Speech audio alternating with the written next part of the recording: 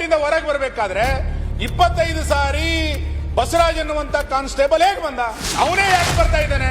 ಏನೂ ಸರ್ಕಾರಕ್ಕೆ ಸಂಬಂಧ ಇಲ್ಲದಿರುವಂತ ಒಬ್ಬಳು ಹೆಣ್ಣು ಮಗಳಿಗೆ ಹೆಂಗೆ 25 ಬಾರಿ ಪ್ರೋಟೋಕಾಲ್ ಕೊಟ್ರು?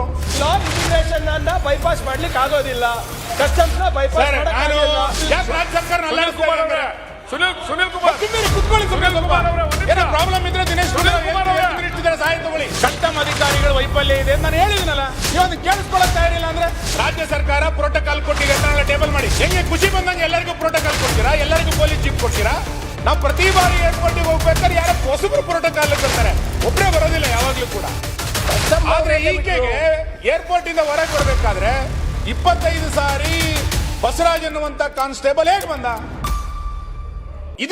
ಇದು ಇವತ್ತಿನ ಚರ್ಚೆ ವಿಷಯ. ಇದು ಅವನೇ ಯಾಕೆ ಬರ್ತಾ ಇದ್ದಾನೆ? ಹಾಗಾದ್ರೆ ಇದರಲ್ಲಿ ಅವನು ಸಹಾಯ ಮಾಡಿದನೋ ಅಥವಾ ಅವನು ಸಂತ್ರಸ್ತನೋ? ಇದು ಗೊತ್ತಾಗಬೇಕು ಇವತ್ತು ಈ ರಾಜ್ಯ ಸರ್ಕಾರದ ಅಡಿಯಲ್ಲಿರುವಂತಹ ಒಬ್ಬ ಕಾನ್ಸ್ಟೇಬಲ್ ಏನೂ ಸರ್ಕಾರಕ್ಕೆ ಸಂಬಂಧ ಇಲ್ಲದಿರುವಂತ ಒಬ್ಬಳು ಹೆಣ್ಣು ಮಗಳಿಗೆ ಹೆಂಗೆ 25 ಬಾರಿ ಪ್ರೋಟೋಕಾಲ್ ಕೊಟ್ರು? ಯಾರನ್ನ ಕೇಳಿ ಪ್ರೋಟೋಕಾಲ್ ಕೊಟ್ರು? ಗುಪ್ತಚರ ಇಲಾಖೆ ಏನ್ ಮಾಡ್ತಾ ಇತ್ತು? ಆಕೆ ಇಷ್ಟು ಬಾರಿ ಗೋಲ್ಡ್ ಅನ್ನ ತಗೊಂಡ್ಬಂದಾಗ ಅವನ್ ಯಾಕೆ ಸುದ್ದಿ ಕೊಡ್ಲಿಲ್ಲ? ಎಲ್ಲೆಲ್ಲ ಸ್ಮಗ್ಲಿಂಗ್ ಎಲ್ಲೆಲ್ಲ ಹೋಯ್ತು? ಮೊಗಸಾಲೆಗಳಲ್ಲಿ, ಪತ್ರಿಕೆಗಳಲ್ಲಿ, ಟಿವಿಗಳಲ್ಲಿ ಯಾರೋ ಸಚಿವರು ಇದರಲ್ಲಿ ಭಾಗಿಯಾಗಿದ್ದಾರೆ ಅಂತ ಬರ್ತಾ ಇದೆ. ನಾನ್ ಸಚಿವರ ಬಗ್ಗೆ ನಾನೇನು ಆರೋಪ ಮಾಡ್ತಿಲ್ಲ. ನಾನು ಆರೋಪ ಮಾಡಿ ಒಂದು ನಿಮಿಷ ಮುಗಿಸ್ತೀನಿ. ನಾನು ಆರೋಪ ಮಾಡ್ತಿಲ್ಲ. ನೀವು ಹೇಳ್ತಾ ಕರೆಕ್ಟ್ ಆಗಿದೆ. ಸೆಂಟ್ರಲ್ ಇಂಟೆಲಿಜೆನ್ಸ್ ಅದೇನ್ ಮಾಡ್ತಾ ಇತ್ತು? ಈಗ ಪ್ರೋಟೋಕಾಲ್ ಬರೋದು ಯಾವಾಗ ಅಂತ ಹೇಳಿದ್ರೆ, ಈಗ ವಿದೇಶಕ್ಕೆ ಹೋದಾಗ ನೀವು ಇಮಿಗ್ರೇಷನ್ ಮುಗಿಸ್ಕೊಂಡ ನಂತರನೇ ಪ್ರೋಟೋಕಾಲ್. ಕಸ್ಟಮ್ಸ್ ಪೂರ್ತಿ ಅದರ ವ್ಯಾಪ್ತಿ ಬರ್ತಕ್ಕಂಥದ್ದು ಕೇಂದ್ರ ಅಧಿಕಾರಿಗಳು, ಕೇಂದ್ರ ಆಡಳಿತ. ಅದ್ರ ಹೊರಗೆ ಬಂದ ನಂತರ ಪ್ರೋಟೋಕಾಲ್ ನಿಮ್ಮನ್ನ ಆ ಒಂದು ಗೇಟ್ ಒಳಗೆ ಕರ್ಕೊಂಡು ಹೋಗೋದಕ್ಕೆ ಮಾತ್ರ. ಇಮಿಗ್ರೇಷನ್ ಪ್ರೋಟೋಕಾಲ್ ಸೊ ಸ್ಮಗ್ಲಿಂಗ್ ಆಗಿದ್ರೆ ಅದು ಕಸ್ಟಮ್ಸ್ ಅವರು ಫೇಲಿಯರ್. ಪ್ರೋಟೋಕಾಲ್ ಸಿಕ್ಕಿದ್ರೆ ಅಶೋಕ್ ನೀವು ತಪ್ಪು ಮಾಹಿತಿ ಕೊಡ್ತಾ ಇದ್ದೀರಾ. ತಪ್ಪು ಮಾಹಿತಿ. ನೀವು ಗೋಲ್ಡ್ ಇಂದ ಹೋಗಿಲ್ಲ, ಅದಕ್ಕೆ ನಿಮ್ಗೆ ಗೊತ್ತಿಲ್ಲ. ಎಲ್ಲಿ ನಾನು ಹೋಮ್ ಮಿನಿಸ್ಟರ್ ಆಗಿದ್ದೆ, ಹೇಳ್ತೀನಿ ಕೇಳಿ. ನೀವು ರೆಗ್ಯುಲರ್ ಏರ್ಪೋರ್ಟ್ ಬರೋದು ಬೇರೆ, ನೀವು ವಿದೇಶದಿಂದ ಬಂದಾಗ ನಿಮ್ಗೆ ಬೇರೆ ರೂಟ್ ಅಲ್ಲಿ ಕರ್ಕೊಂಬರೋದು. ಅಲ್ಲಿ ನೀವು ಎಂಟ್ರೆನ್ಸ್ ಅಲ್ಲೇ ಕಸ್ಟಮರ್ ಇರ್ತಾರೆ, ಅಲ್ಲಿ ಕಸ್ಟಮ್ ಡಿಪಾರ್ಟ್ಮೆಂಟ್ ಅವರು. ನಮ್ಮ ಇಮಿಗ್ರೇಷನ್ ಅಲ್ಲಿ ಒಂದೇ ನಿಮಿಷ, ಅಲ್ಲಿ ಈ ಪ್ರೋಟೋಕಾಲ್ ಅನ್ನು ಹೋಗಿದ್ದಾನೆ. ಅಲ್ಲಿ ಪ್ರೋಟೋಕಾಲ್ ಹೋಗಿ ಅವರನ್ನ ಎಸ್ಕೇಪ್ ಮಾಡಿ ಕರ್ಕೊಂಡು ಬಂದಿದ್ದಾರೆ. ಹೋಗಿದೆ ಅಂತ ಹೇಳಿದ್ರೆ ಕಸ್ಟಮ್ಸ್ ಅವರನ್ನ ಬಿಡಬಾರ್ದಾಗಿತ್ತು. ಕಸ್ಟಮ್ಸ್ ಇಲಾಖೆ ಇಮಿಗ್ರೇಷನ್ ಪೂರ್ತಿ ಕೇಂದ್ರ ಸರ್ಕಾರದ್ದು.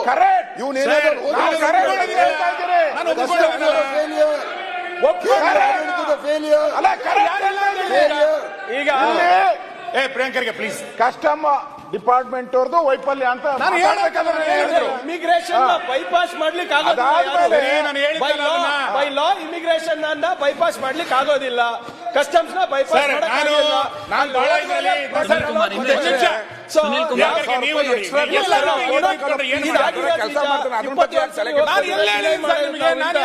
ಆದ್ರೆ ಬರೇ ಇಲ್ಲಿ ರಾಜ್ಯ ಸರ್ಕಾರ ಅಂತ ಹೇಳ್ತಾ ಇದ್ರಲ್ಲ, ನಾವು ಕೇಳ್ತಾ ಇರೋದು ನಾವು ಬೈಪಾಸ್ ಮಾಡ್ಲಿಕ್ಕೆ ಸರ್ಕಾರ ಅಲ್ಲಾಡಿಸ್ತಾ ಇದೆ. ಈಗ ರಾಜ್ಯ ಸರ್ಕಾರ ಸುನಿಲ್ ಕುಮಾರ್ ಕುತ್ಕೊಳ್ಳಿ.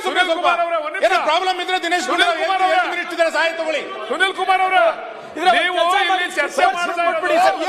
ನಮ್ಮ ಗೃಹ ಮಾತಾಡ್ಲಿ. ನೀವು ಚರ್ಚೆ ಮಾಡ್ತಾ ಇರೋದು ನಮ್ಮ ಗೃಹ ಇಲಾಖೆಯ ವೈಫಲ್ಯದ ಬಗ್ಗೆ. ಚರ್ಚೆ ವಿಚಾರ ಬಂದಿದ್ದು. ಸಚಿವರು ಬಂದು ಉತ್ತರ ಕೊಡ್ತಾರೆ. ಬಾಲಕೃಷ್ಣ ಸಚಿವರು ಬಂದ್ರೆ ಏನು ಉತ್ತರ ಕೊಡ್ತಾರೆ? ದಯಮಾಡಿ ಉತ್ತರ ಕೇಳಿಸ್ಕೊಂಡಿದ್ರೆ ದಯಮಾಡಿ ಸುಮ್ಮನೆ ಇರಿ. ನಾನು ಬಾರಿ ಕ್ಲಿಯರ್ ಆಗಿ ಹೇಳಿದ್ದೀನಿ, ಕಸ್ಟಮ್ ಅಧಿಕಾರಿಗಳ ವೈಫಲ್ಯ ಇದೆ ನಾನು ಹೇಳಿದಿನಲ್ಲ. ನೀವು ಅದನ್ನ ಕೇಳಿಸ್ಕೊಳ್ಳಕ್ ತಯಾರಿಲ್ಲ ಅಂದ್ರೆ, ಮಾನ್ಯ ಅಧ್ಯಕ್ಷರೇ, ನಾನು ಹೇಳ್ತಾ ಇರೋದು, ನೀವು ಪ್ರೋಟೋಕಾಲ್ ಆಗರೀಗ ಒಂದು ಕೆಲಸ ಮಾಡಿ, ಯಾವ್ಯಾವ ಚಲನಚಿತ್ರ ನಟಿಯರಿಗೆ, ಯಾವ್ಯಾವ ಹೆಣ್ಣು ಮಕ್ಕಳಿಗೆ ರಾಜ್ಯ ಸರ್ಕಾರ ಪ್ರೋಟೋಕಾಲ್ ಕೊಟ್ಟಿದೆ ಅಂತ ಟೇಬಲ್ ಮಾಡಿ ಕೊಡಿ, ಲೀಸ್ಟ್ ಕೊಡಿ. ಹೆಂಗೆ ಖುಷಿ ಬಂದಂಗೆ ಎಲ್ಲರಿಗೂ ಪ್ರೋಟೋಕಾಲ್ ಕೊಡ್ತೀರಾ, ಎಲ್ಲರಿಗೂ ಪೊಲೀಸ್ ಜೀಪ್ ಕೊಡ್ತೀರಾ? ಸುನಿಲ್ ಅಣ್ಣ, ರಾಜ್ಯ ಸರ್ಕಾರ ಈಗ ಚರ್ಚೆ ನಡೀತಾ ಇರುವಂತದ್ದು ಯಾರು ಬಂದಂತ ಚಿನ್ನ, ಮೊನ್ನೆ ಬಂದಂತ 14 ಚಿನ್ನ ಬಿಡಿ, ಇಲ್ಲಿಯ ತನಕ ಬಂದಂತ ಗೋಲ್ಡ್ ಎಲ್ಲೆಲ್ಲಿಗೆ ಹೋಯ್ತದು? ಇದು ಇವತ್ತು ಚರ್ಚೆ ಆಗ್ಬೇಕಾಗಿರೋಂತ ವಿಷಯ. ಬಸವರಾಜನ ನೀವು ಇಟ್ಕೊಂಡ್ರೆ ಎಲ್ಲೆಲ್ಲಿಗೆ ಹೋಗಿದೆ ಅಂತ ಗೊತ್ತಾಗಲ್ವಾ? ಸಿಬಿಐನವರು ಎಲ್ಲರ ಮೇಲೆ FIR ಮಾಡಿದ್ರೆ ಅದು ಬೇರೆ ವಿಷಯ. ಹಾಗಾದ್ರೆ ಯಾವ್ಯಾವ ಸಚಿವರು ಯಾರ್ಯಾರು ಇದರಲ್ಲಿ ಭಾಗವಹಿಸಿದ್ರು ಅಂತೇಳಿ ಸಾರ್ವಜನಿಕವಾಗಿ ಚರ್ಚೆ ಆಗ್ತಾ ಇದೆ. ನಾನು ಹೇಳ್ತಾ ಇರೋದಲ್ಲ, ನಾನು ಆರೋಪ ಮಾಡಲ್ಲ, ನಾನು ಆರೋಪ ಮಾಡ್ತಾ ಇಲ್ಲ.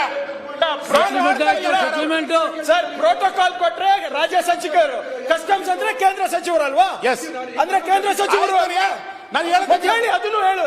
ಕೇಂದ್ರ ಸಚಿವರ ಜೊತೆ ರಾಜ್ಯ ಸಚಿವರು ಶಾಮೀಲಾಗಿದ್ದಾರಾ ಅಂತ ಕೇಳಿ ಆಗ್ಲಿ. ನೀವ್ಯಾಕೆ ಸಚಿವರು ಅಂತ ಹೇಳ್ತೀರಾ? ನಾನು ಸಚಿವ, ಇವರು ಸಚಿವರು, ಅನೇಕ ಜನ ಸಚಿವರು ಇದ್ದಾರೆ. ಸುನಿಲ್ ಅವರೇ, ನಿಮಗೆ ಇನ್ನೂ ಎಷ್ಟು ಆಪದ ಯಾರ ಮೇಲೆ? ಇಲ್ಲ ಸರ್, ಸುನಿಲ್ ಅವರೇ, ಇವ್ರು ತಿರ್ಚಿ ಮಾತಾಡಿದ್ರೆ ಎರಡು ಜನ ಸಚಿವರು ಇನ್ನೂ ಎಷ್ಟು ಸಮಯ ಬೇಕು? 5 ನಿಮಿಷ. ನಾನು 2 ಜನ ಸಚಿವರ ಬಗ್ಗೆ ಅನುಮಾನ ಅಂತೇಳಿ ಪತ್ರಿಕೆಗಳಲ್ಲಿ ಬರ್ತಾ ಇದೆ ಅಂತ ಹೇಳಿದೆ. ಇವ್ರಿಬ್ರು ಯಾಕೆ ಹಿಂಗೆ ಕುಣಿತಾ ಇದಾರೆ ನನ್ಗೆ ಗೊತ್ತಾಗ್ತಿಲ್ಲ. ನಾನು ಹೇಳ್ತಾ ಇಲ್ಲ, ನಾನೆಲ್ಲ ಹೇಳಿದ್ದೀನಿ ಸರ್?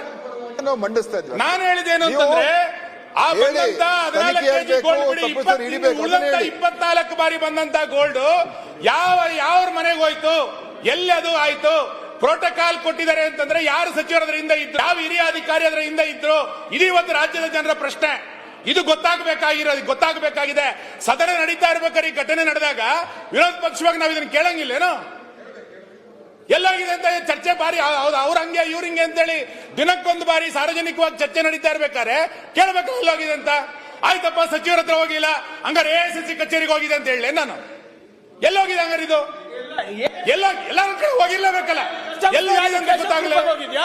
ಇದು ಗೊತ್ತಾಗಲ್ಲ, ಎಲ್ಲಿ ಚರ್ಚೆ ನಡೆಯುತ್ತೆ? ಇದು ನೋಡಿ, ದಯಮಾಡಿ ಮಾನ್ಯ ಅಧ್ಯಕ್ಷರೇ, ಸುನಿಲ್ ನಾನು ಬಾರಿ ಸ್ಪಷ್ಟವಾಗಿ ಹೇಳ್ತಾ ಇದ್ದೇನೆ, ನಾನು ಯಾರ ಮೇಲೆ ಆರೋಪ ಮಾಡ್ತಾ ಇಲ್ಲ.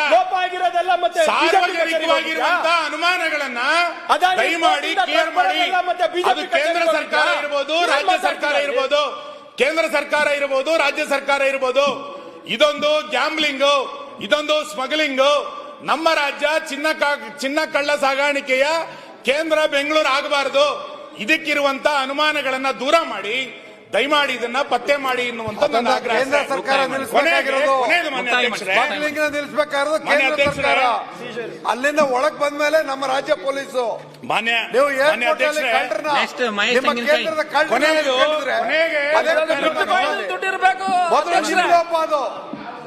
ನಿಮ್ಮಿಂದ ಆಗಿರ್ತಕ್ಕಂಥ ಲೋಪನ ಕರ್ನಾಟಕ ಪೊಲೀಸ್ನವ್ರ ಮೇಲೆ ಯಾಕೆ ಹಾಕ್ತೀರಾ? ಅವರು ಕಳ್ತನ ಮಾಡ್ಕೊಂಡ್ ಬರಕ್ ಹೋಗಿದ್ರ? ಸುನಿಲ್ ಕುಮಾರ್, ಮಹೇಶ್ ಕರೆದಿದ್ದೀವಿ. ಮಾನ್ಯ ಅಧ್ಯಕ್ಷರೇ, ಲಾಸ್ಟ್ ಪಾಯಿಂಟ್ ಮುಗಿಸ್ಬಿಡ್ತೀನಿ. ಮಾನ್ಯ ಅಧ್ಯಕ್ಷರೇ, ನಾವೆಲ್ಲ ರಾಜಕಾರಣಿಗಳಿದ್ದೀವಿ, 224 ಜನ ಶಾಸಕರಿದ್ದೀವಿ. ನಮ್ಮ ಹೆಸರು ಉಂಟಲ್ಲಿ. ಸಾರ್ವಜನಿಕವಾಗಿ ಗೌರವದಿಂದ ಕೆಲಸ ಮಾಡ್ತಾ ಇರುವಂತ ನಾವೆಲ್ಲರೂ ಕೂಡ. ಅಧ್ಯಕ್ಷ, ಈ ಸರ್ಕಾರದಲ್ಲಿ ನಿನ್ನೆ ಮೊನ್ನೆಯಿಂದ ಹನಿ ಟ್ರ್ಯಾಪಿನ ಬಗ್ಗೆ ಸುದ್ದಿ ಆಗ್ತಾ ಇದೆ. ಯಾರು ಇದಕ್ಕೇನು ಒಂದು ಸಾರ್ವಜನಿಕ ವ್ಯವಸ್ಥೆಯಲ್ಲಿ ಗೌರವದಿಂದ ಬದುಕೋದು ಬೇಡವಾ? ಯಾರ ಬಗ್ಗೆ ಯಾರು ಹನಿ ಟ್ರ್ಯಾಪ್ ಮಾಡ್ತಾ ಇದ್ದಾರೆ ಅಂತಂದ್ರೆ ಏನ್ ಪರಿಸ್ಥಿತಿ ಇದು? ಇವತ್ತು ಸುದ್ದಿ ಓಡಾಡ್ತಾ ಇರೋದು, ಸುದ್ದಿ ಹರಿದಾಡ್ತಾ ಇರೋದು ನೋಡಿದ್ರೆ ಸಾರ್ವಜನಿಕ ಬದುಕೇ ಬೇಡ ಅನ್ನುವಷ್ಟರ ಮಟ್ಟಿಗೆ ಇವತ್ತು ಸುದ್ದಿಗಳು ಹರಿದಾಡ್ತಾ ಇದೆ. ಹಾಗಾದ್ರೆ ಈ ಸರ್ಕಾರಕ್ಕೊಂದು ಜವಾಬ್ದಾರಿ ಇಲ್ಲೇನು? ವಿರೋಧಿಗಳನ್ನ, ತನ್ನ ಪಕ್ಷದಲ್ಲಿರುವಂತಹ ಪ್ರತಿಸ್ಪರ್ಧಿಗಳನ್ನ ಹತ್ತಿಕ್ಕಬೇಕು ಅನ್ನುವ ಕಾರಣಕ್ಕೋಸ್ಕರ ಯಾವ ಲೆವೆಲ್ಗೆ ಬೇಕಾದ್ರೆ ಹೋಗ್ಬೋದಾ? ಸರ್ಕಾರವೇ ಹನಿ ಟ್ರ್ಯಾಪ್ ಫ್ಯಾಕ್ಟರಿ ಇಟ್ಕೊಂಡ್ರೆ ಇನ್ಯಾರಿಗೆ ಬುದ್ಧಿವಾದ ಹೇಳ್ತೀರಿ ನೀವು? ಯಾರಿಗೆ ಉಪದೇಶ ಮಾಡ್ತೀರಿ? ಇವತ್ತು ಇದ್ರ ಬಗ್ಗೆ ಒಂದು ಸಮಗ್ರವಾದಂತ ಗೃಹ ಇಲಾಖೆ ಒಂದು ಕ್ರಮವನ್ನ ತೆಗೆದುಕೊಳ್ಳಬೇಕಾದ್ರಿಂದ ಯಾರಿದ್ದಾರೆ ಅನ್ನುವಂಥ ಪ್ರಶ್ನೆ. ಆಮೇಲೆ ಸಾರ್ವಜನಿಕ ಬದುಕು ಎಲ್ಲರಿಗೂ ಒಂದು ಬದುಕದು. ಇಂಥ ಸಾರ್ವಜನಿಕ ಬದುಕನ್ನ ಇಂಥ ಅಸಹ್ಯವಾದಂತಹ ಚಟುವಟಿಕೆಗಳಿಗೆ, ರಾಜಕಾರಣಗಳಿಗೆ ಬಳಸಬೇಡದು ಯಾರಾಗಲಿ. ಸರ್ಕಾರಕ್ಕೆ ಅಥವಾ ಇನ್ಯಾವುದೋ ವ್ಯಕ್ತಿಗಳಿಗೆ ವಿರೋಧಿಗಳನ್ನ ಹತ್ತಿಕ್ಲಿಕ್ಕೆ ಅಥವಾ ಸ್ವಪಕ್ಷೇರನ್ನ ಹತ್ತಿಕ್ಲಿಕ್ಕೆ ಬೇರೆ ಮಾರ್ಗ ಇಲ್ಲೇನು? ಇದಕ್ಕೆ ಇನ್ಯಾರೋ ಕೈವಾಡ ನನಗೆ ಗೊತ್ತಿಲ್ಲ. ಇಂಥ ಪರಿಸ್ಥಿತಿ ಇವತ್ತು ಹರಿದಾಡ್ತಾ ಇರೋದು ನೋಡಿದಾಗ ಒಂದು ಆಶ್ಚರ್ಯ ಆಗಿದೆ. ಎಲ್ಲರೂ ಇದಕ್ಕೆ ಒಂದು ಧ್ವನಿಯಿಂದ ಕೈ ಜೋಡಿಸಬೇಕಾಗಿರೋದು. ಇವತ್ತು ಯಾರೋ ಒಬ್ಬರ ಮೇಲೆ ನನಗೆ ಅವ್ರ ಮೇಲೆ ಸರಿ ಇಲ್ಲ ಅಂತೇಳಿ ಇನ್ನೊಂದೇನೋ ಮಾಡ್ತೀನಿ ಅಂತ ಹೊರಟ್ರೆ